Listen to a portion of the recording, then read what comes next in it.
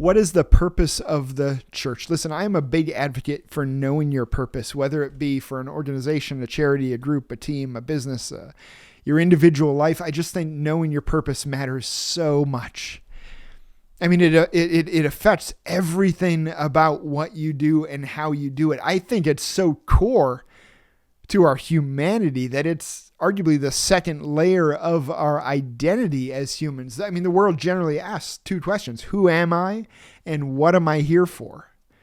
And in fact, the second question, what am I here for, that purpose, even more often than not, is answering the first question. Like the who am I is defined by knowing our purpose. At the core of us, whether we're people, husbands, wives, children, students, workers, Christians, purpose it's the thing that sustains us, gives us perseverance when things are tough, steers and directs us, motivates us. Purpose is just, I don't think you could overemphasize how important purpose is. So when it comes to the church, for the church then to have its purpose wrong, or to not know its purpose at all, is going to be detrimental. That is inevitable. We will misplace our time and misplace our emphasis and misspend our finances and misuse our resources.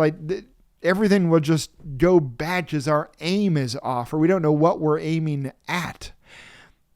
I think the church should want to get that right from the beginning, to know our purpose. Because if we can know our purpose and walk and live in that purpose as the church, that's where the church becomes the church that Christ intended. I think becomes unstoppable. That's where the church can say the gates of hell won't prevail against us, to know our purpose. Now, saying all of that, I think there are several purposes to the church that we could talk about. I just want to aim at one, the overarching banner purpose of all other purposes within the church. What is the one thing the church exists to do? I'm going to read Ephesians chapter 3, verses 8 to 10. I think that purpose is in there. So read with me, Ephesians chapter 3, starting in verse 8, Paul writing to the Ephesian church. He says this: "To me, though I am the very least of all the saints, this grace was given to me, to preach to the Gentiles the unsearchable riches of Christ, and to bring to light for everyone what is the plan of the mystery hidden for ages in God, who created all things, so that through the church the manifold wisdom of God might now be made known to the rulers and authorities in the heavenly places." It is a complex passage. It's big cosmic kind of difficult ideas and words, but when we break it down, I think it's quite simple and it's so massive. But before we talk about it, let me share a quick story. In 2014, I moved from Canada to Florida to work for an action sports organization called Ride Nature, which is a phenomenal organization. I went there to be the intern director, and I remember thinking before I went, having never been there and only seen the website and brochures and social media and all these things, based on those things and just how well they were done, I remember thinking, this is a big organization. We're going to be traveling all over the place. I'm probably going to be in a big office. I'm going to work with all kinds of people. When I got there, I realized that it was actually the complete opposite. I shared a one-room office in the corner of a little church. I lived in, a 1,200 square foot, one-level old house with 5 other guys. Just my vision of what I was a part of when I got there had to massively shrink, not in a bad way. It was a phenomenal experience and nobody lied to me, but it was just, these were my expectations and this is what it was in terms of its size. I say that to say this: Ephesians 3, 8 to 10, this is the reverse of that. I think that we think often that in being a part of the church, we are a part of something small. That we think we're a part of something limited, something man-made, that our reach isn't very far, that our purpose is kind of inconsequential, that we're, as a little local church somewhere, kind of inconsequential. Paul is saying, listen, you are a part of something gargantuan and cosmic, galactic. Like we're thinking ants, and Paul's saying this is Himalayas. we're thinking our little space on the earth. He's thinking infinite universe. Listen to this passage. Again, Paul says, by God's grace, this mystery was revealed to me. So we'll have to ask, what is the mystery? Then I was commissioned to preach this mystery to the Gentiles, so that the purpose that the manifold wisdom of God would be made known. So the first question, or the most important question here, is what is the mystery? What is the mystery of Christ? Now, thankfully, how the Bible often works is that you read a passage, you don't understand something, but if you're willing to back up a ways, you find the answer. As it is here, we read in verse 8 to 10, but if we go up to verse 6, Paul defines the mystery. He says this, verse 6, Ephesians 3, the mystery is, it could not be plainer than that. The mystery is that the Gentiles are fellow heirs, members of the same body, and partakers of the promise in Christ Jesus through the gospel. But the mystery is that Gentiles are now included. In other words, the mystery is the church. It's that there was Jew and there was Gentile non-Jew, and there was hostility between them. And neither had full access to God's presence. And now through Jesus, through the gospel, Jew and Gentile, Israel and every other nation are brought together, walls brought down, and they're formed into God's one people, into his body. Paul says the church, this mystery, the mystery being the church is the embodiment then of the manifold wisdom of God. In other words, the manifold fullness of God's infinite wisdom is seen in the formation of the church, in Jew and Gentile being brought together by the gospel. His manifold wisdom is seen in Jesus dying on the cross in the place of sinners, so that God's wrath towards their sin would be satisfied, so that those people could be restored in right relationship to their Creator, and so formed back into God's own people, no matter their ethnicity, their status, their sin.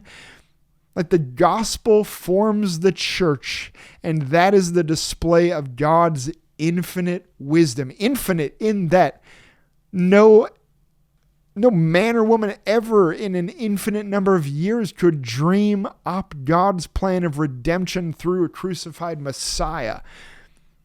Like Paul rightly says in 1 Corinthians, the cross is foolishness to those who are perishing, but to us the wisdom of God. It is the picture of the infinite manifold wisdom of God. The church, hear this, the church is the display of God's wisdom. Like the picture of the power of the gospel. To say it another way, the church is a display of the glory of God, of the absolute infinite power and beauty and wisdom and majesty and grace of God. That Jew and Gentile coming together through the gospel to form his body. That is his power on display to the world. And it is the vehicle then. The church is the vehicle. If that's the picture of God's wisdom, then the church is the vehicle by which God is communicating his glory throughout the world. And not just through our earthly world, but through all of the heavenly places. Listen to this. If we've put that together, that the church is the mystery, and the mystery is God's vehicle for displaying his glory and power and manifold wisdom to everything around. Now listen just how far that reach is. He says, made known through the church to the rulers and authorities in the heavenly places. Made known through the church to the rulers and authorities of the heavenly places, like the good and the hostile heavenly powers. The church is the display to them of the wisdom of God, to the angels and the demons, to the cosmos, to every other realm of existence. The church is the vehicle by which God is displaying his wisdom, his power, his glory to all these spheres. Again, back up. We have no idea what we are a part of. The church, like globally and our local church context, the church is the medium that communicates to the cosmos the rule and reign and power of Christ, and not by doing anything, just by its existence, by us being the church, by us being a united body where Jew and Gentile worship together, by being the worshiping, evangelizing, edifying, united body of Christ. This is the testimony to the world and to all the spiritual forces beyond us.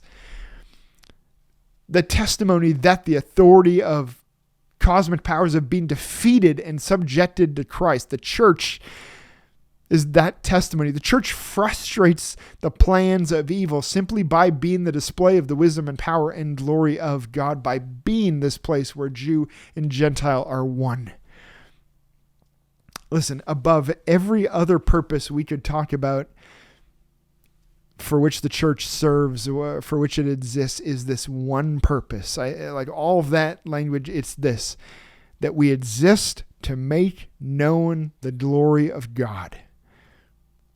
And that far beyond the reaches you could ever imagine. In other words, the focus of church, the purpose of church, the focus should not be on ourselves, not on the songs we sing in and of themselves, not on evangelism or edification or any such program, any program in the church, like for those in and of themselves. Like none of those terminate on themselves. We do all of those things for this one purpose. We serve all the other purposes of the church because we are passionate about this purpose, about God being glorified. That is the purpose of the church. That is what, through all ministries, all comings and goings of the church, that should always be the purpose we are aimed at and trying to serve.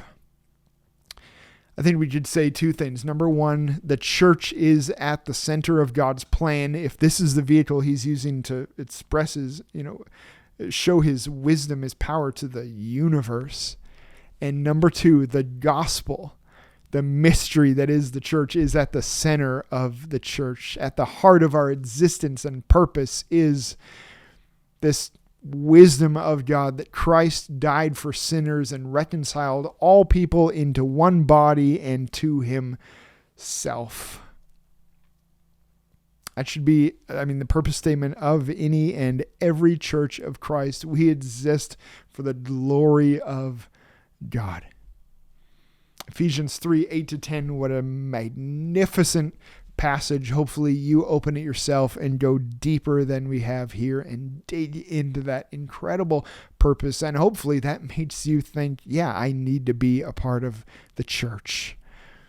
I am a part of the church globally if I'm a Christian, but I need to be a part of that local context, because that again is the vehicle by which God is using primarily to share his glory, to magnify his glory to the world. Okay.